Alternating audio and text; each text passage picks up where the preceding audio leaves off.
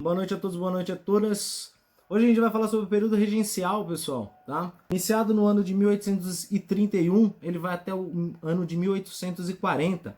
Aqui, pessoal, esse período ele acontece justamente por conta que Dom Pedro II ele vai embora, não aguenta pressão, tá certo? A falta de governabilidade muito forte, a oposição ferrenha em cima do cara, então ele decide abdicar do trono. Porém, quando ele abdica do trono, ele vai para Portugal e deixa o seu filho aqui de 5 anos de idade, aquilo que viria a ser o Dom Pedro II, né, para ser o novo imperador. Entretanto, todavia, quiçá com 5 anos de idade, não tem como ele governar, tá certo? Aliás, se você tem aí, né, sobrinho, afilhado, primo, alguma coisa de 5 anos de idade, você sabe que ele não consegue escolher entre a Pepa e o Peixonauta, tá certo? Quiçá governar um país, né? Então é por isso, era necessário então que você tivesse regentes, tá certo? Pessoas então que iriam controlar o território brasileiro na ausência, entre aspas, do imperador, tá certo? E aqui, obviamente, os grupos políticos, eles acabaram entrando em verdadeiros debates ali, em umas discussões extremamente fortes e acaloradas, né? Nós temos então, dentro dessa primeira fase, tá certo? Do período regencial, que vai de 1831 até 1834, nós temos 3 principais grupos. Os exaltados, que possuem uma visão mais liberal da coisa, tá certo? Nós temos os moderados, também conhecidos como chimangos. Esses caras eles eram muito mais conservadores, eles queriam o poder em suas mãos e não nas mãos de outro grupo. E você tem os restauradores, conhecidos então como caramurus, os antigos pertencentes e membros do Partido Português.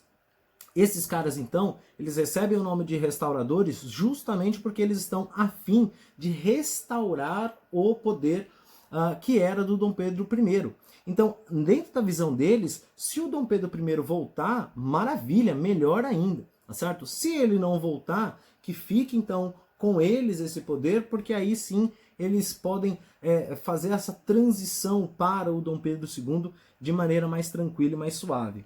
Entretanto, todavia, quiçá, pessoal, aqui os grupos mais fortes dentro do governo são os exaltados e os moderados. Aqueles, então, que visavam uma maior liberdade provincial, uma maior autonomia provincial, tá certo? E aí, quando o Dom Pedro foi embora, pessoal, ele foi meio que embora do dia para a noite, então ele não deu muito aviso prévio. Então, como já previsto na Constituição de 1824, deveria se formar uma regência trina. 3, então, regentes deveriam governar o país. Mas, como dito agora de pouco, como ele não deu aviso prévio, formou-se, então, uma regência trina provisória.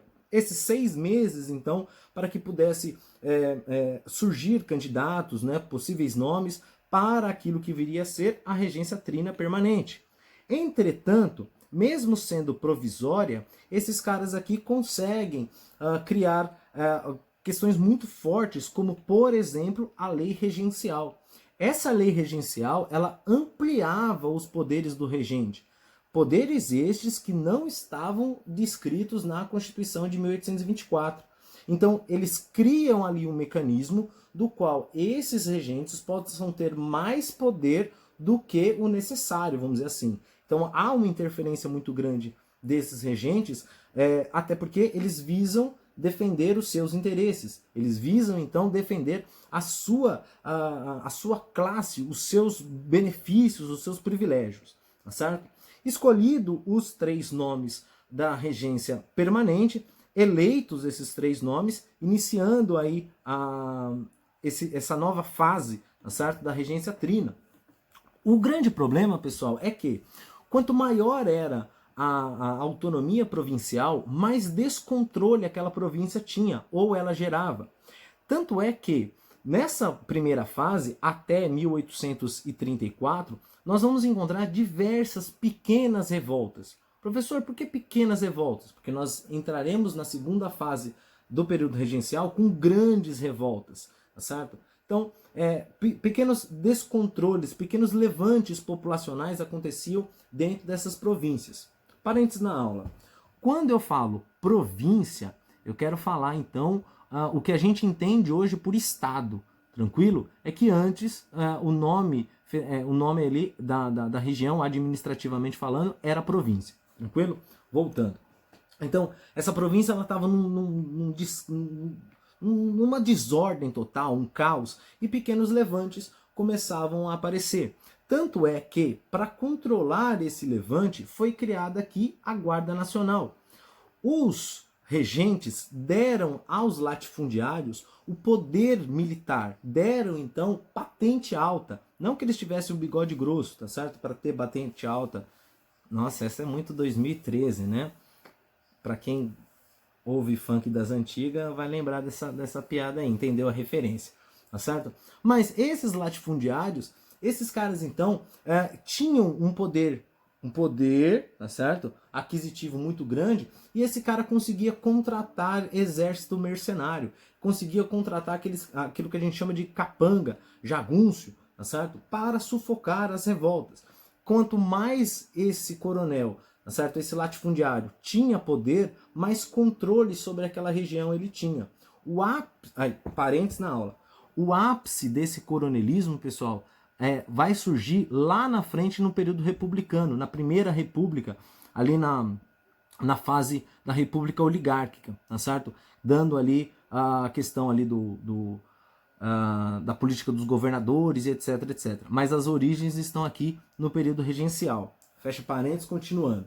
Essa força, então, ela tinha como principal objetivo controlar esses levantes, tá certo? De insatisfação contra o governo regencial, tá certo? Outra questão criada também pelos regentes foi um código civil, um código penal novo, tá certo? Completamente mudado, do qual a população tinha mais apreço, vamos dizer assim. Até porque o Código Penal ele era antigo, ele era defasado. Então, algumas leis já não serviam mais, algumas leis já estavam ultrapassadas, coisas que não faziam mais sentido.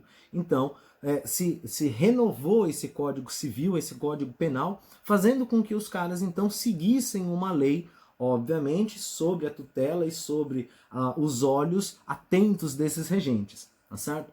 Aqui, pessoal, nós temos uma forte instabilidade política, tá certo? Que é justamente a característica do período regencial é a instabilidade política. Você tem uma palavra que vai caracterizar esse período é instabilidade, tá certo?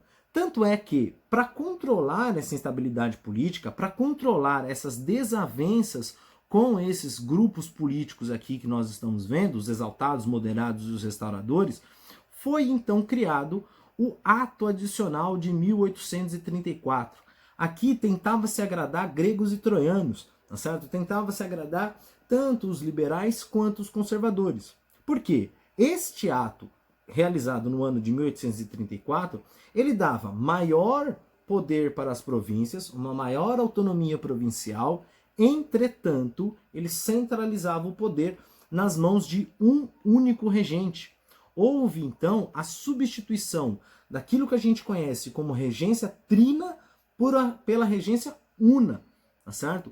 Então, você tem a centralização do poder, só que as províncias têm a sua autonomia.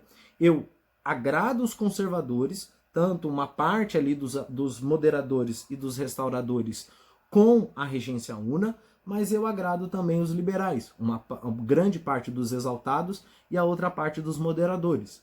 Obviamente que uns gostaram, outros não. A gente nunca consegue chegar a um consenso. Mas aqueles que eram favoráveis ao ato adicional de 1834 são conhecidos agora como os progressistas. Nós temos então dentro desses progressistas boa parte dos exaltados e uma parte dos moderados, tá certo? A outra parte dos moderados fica então junto com os restauradores naquilo que a gente chama de regressistas, aqueles que eram contra o ato adicional de 1834, contra a maior autonomia provincial ou a substituição da regência trina pela regência una. Até porque, pessoal, o grande medo da população aqui era que esse regente uno desse um golpe, ministrasse um golpe e tomasse o poder para si, tá certo? Porém, não foi muito bem isso que aconteceu, tá certo? O regente uno aqui, o padre Antônio Diogo Feijó, que, parênteses de novo na aula, para você que é aqui da Zona Leste, ali à frente do Shopping Anália Franco passa uma rua, né? Passa uma avenida. Aquela avenida é a Avenida Regente Feijó, em referência a esse cara aqui que nós estamos falando, certo? Em homenagem a esse cara aqui. Fecha parênteses. O padre Antônio Diogo Feijó, pessoal, Diogo Antônio Feijó, ele alça ao poder, tá certo? Justamente pelo viés político, pelo viés religioso. Esse cara, pessoal, quando você lê a biografia dele, ele não era muito grande coisa não, tá certo? E aí ele consegue essa ascensão social se tornando padre, e dentro ali, né, das questões do clérigo, ele consegue uma maior participação política, levando-o a este cargo. Outra coisa que faz esse cara chegar aonde ele chegou foi justamente por ter encabeçado o ato adicional de 1834, tá certo? Tranquilo? Uma outra informação aqui, também em 1834, nós vamos ter a morte de Dom Pedro I, tá certo? O cara, então, ele vai lá disputar o trono com seu irmão, Dom Miguel, tá? Consegue ganhar, restabelece a ordem em Portugal e vem a falecer no ano de 1834, frustrando, vamos dizer assim, tá certo? Os planos desses restauradores, porque se o cara morreu, não tem como o cara voltar para governar o Brasil, né? A não ser que seja questões espirituais aí, mas nessa época nem existia esse bagulho aí, tá certo? Tranquilo? Fecha parênteses. Continuando aqui. Aqui, pessoal, dentro dentro da regência una do Diogo Feijó, nós vamos encontrar um forte apoio do Partido Brasileiro, ou seja, dos progressistas, porém, surgem então as grandes revoltas.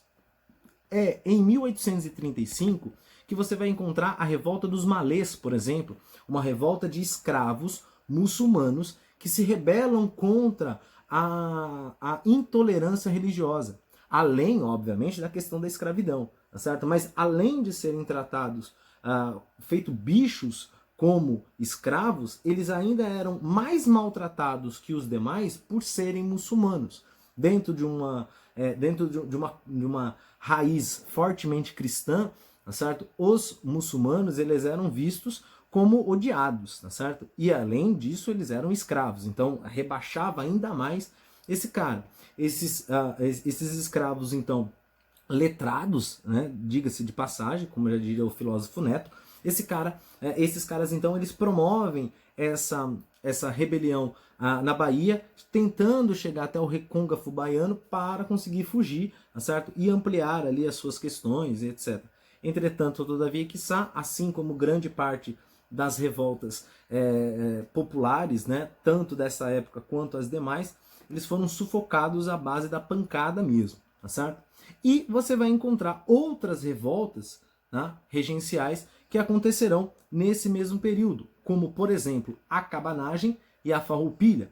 Sobre essas revoltas, pessoal, no final aqui, tá certo, dessa apresentação, no final desse resuminho aqui, ó, você vai encontrar algumas informações, tá certo?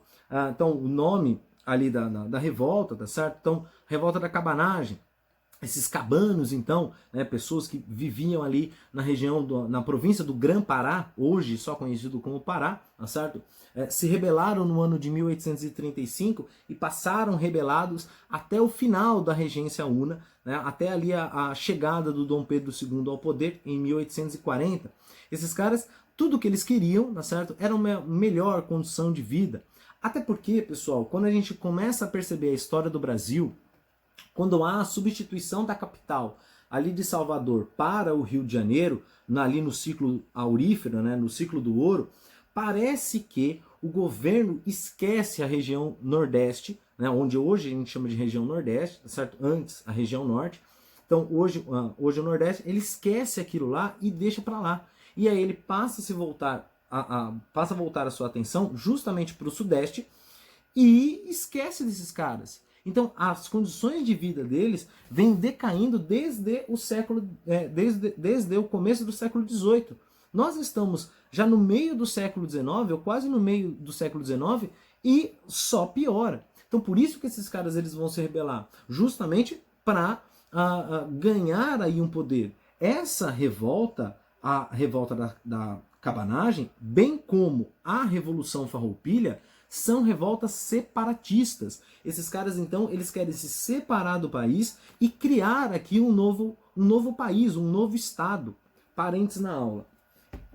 Eu sei que a minha opinião não vale de muita coisa, tá certo? Entretanto, todavia, se existe algo que eu acredito ser extremamente positivo do Império, é justamente essa segurada, vamos dizer assim, dessas revoltas, mantendo a unidade territorial do Brasil. Porque se você for reparar, a América Latina, ela é totalmente fragmentada. Você tem vários pequenos países.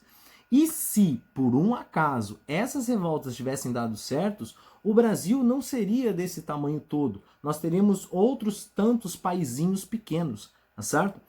Voltando, fecha parênteses.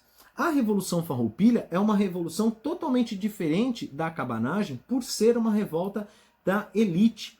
Esses sulistas, tá certo? Vão fundar ali aquilo que a gente chama de República Juliana, tá certo? Ô, Juliana!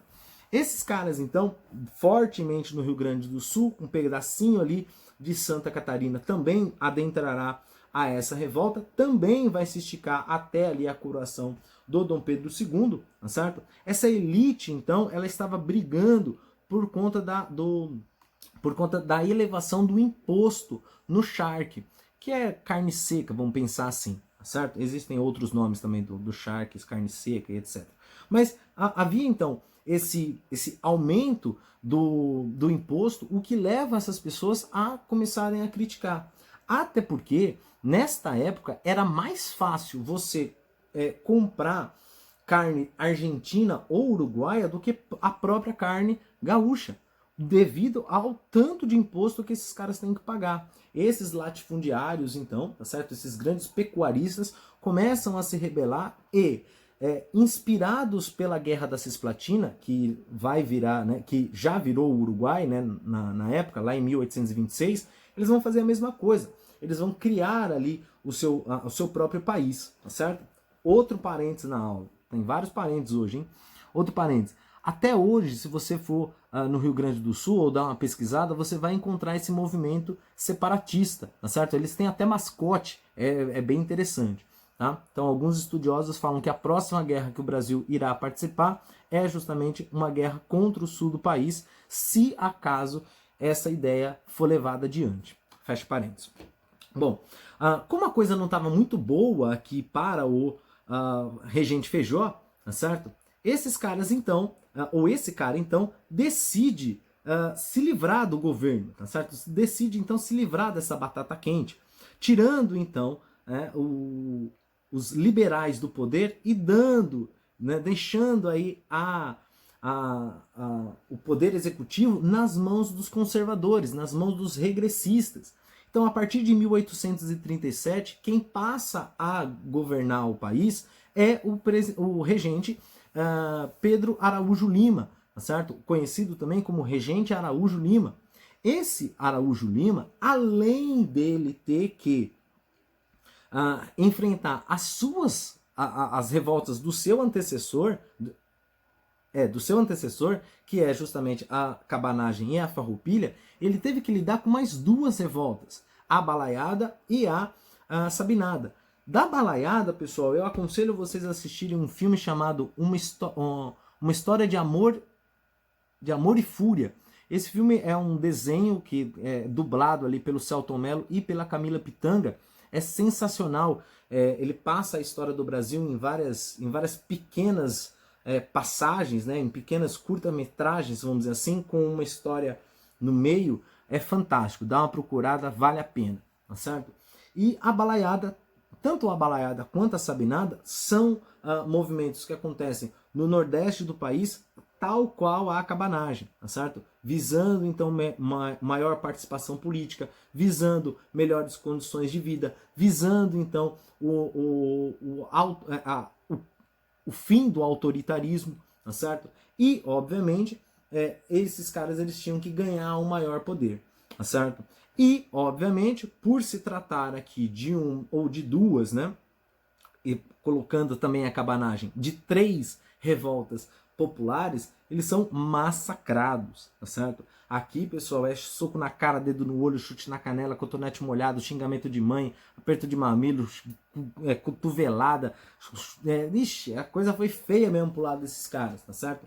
Diferente, por exemplo, do que acontece com o movimento elitista da Farroupilha, do qual o Dom Pedro II, assim que alça o poder, começa a organizar ali, organizar tratados e convidar esses caras a participar de cargos políticos. Então ele meio que troca, tá certo, a paz da região por cargos políticos, tá certo? E obviamente ali diminuiu o preço dos impostos, fez todo um arranjo político e os caras, maravilha, os caras falaram, tranquilo, para nós tá bom demais. Olha só que coisa, né? Então essa coisa de troca, essa coisa de toma lá da cá, não é de hoje, tá certo?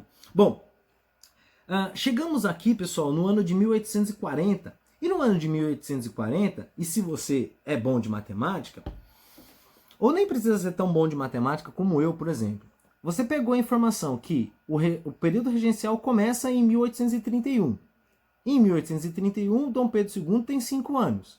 Se em 1831 o Dom Pedro tem 5 anos, em 1840 ele não é maior de idade ainda.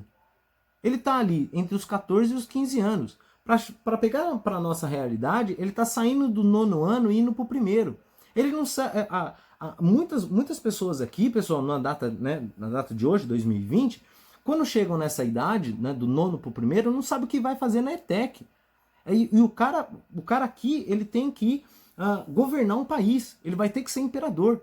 Então, com 15 anos incompletos, ele será coroado imperador. Em julho de 1840, ele será coroado imperador. E ele só sairá porque ele será expulso lá em 1889. Tá certo? São 49 anos dedicados ao Brasil. Isso eu tiro o chapéu. Eu tenho várias críticas aí à questão do Dom Pedro, tá certo? A questão imperial. Mas isso eu tenho que tirar o chapéu pro cara. O cara dedicou a vida dele. Ele não podia ser músico, ele não podia ser advogado, ele não podia exercer a profissão de médico, ele não podia... A profissão dele era imperador, tá certo? E ele assume esse BO todo em 1840 com 15 anos incompletos, tá certo? Mas ele assumiu através de um golpe. Esse golpe, pessoal, é conhecido então como golpe da maioridade. Assim como vários outros golpes dados na história brasileira, tá certo? Os políticos, então, acabam se fechando, tá certo? Em uma espécie de clubinho, tá certo? Conhecido, então, como Clube da Maioridade. Esses liberais, então, eles percebem que o caos está generalizado, que as disputas políticas estão muito fortes, que a população está cada vez mais questionadora, e sem medo, e enfrentando aí esses poderosos, tá certo? Nessas diversas revoltas. E esses caras, então, eles decidem criar aquilo que fica conhecido como a lei interpretativa do ato adicional. Os caras criaram uma lei do nada, justamente para dar base legal para coroar o Dom Pedro sem a devida idade. Devida idade esta defendida lá na Constituição de 1824, que ele tinha que ter mais de 18 anos para assumir. Então os caras fazem um arranjo político, tá certo? Criam essa lei, recebem o apoio da outra ala política, que são os conservadores, que também não deram conta das fortes manifestações populares, e vão coroar o Dom Pedro, tá certo? Pensando que, com o perdão, né, da questão, pensando que essa criança, tá certo? Não vai dar conta de governar um país instável desse. O que eles se esqueceram é que desde os 5 anos de idade, essa criança ela foi treinada para ser imperador, tá certo? Então a profissão dela era essa. Lembra que eu falei isso? Então desde muito novo ele está visando isso, tá certo? E obviamente com o aparo ali, né, de grandes personalidades, o Dom Pedro II assumirá esse poder e vai se consolidar no poder, tá certo? Tranquilo? Maravilha? Tudo certo, nada resolvido? Acho que sim, né? Tranquilo, boa noite aí para todo mundo e é nóis.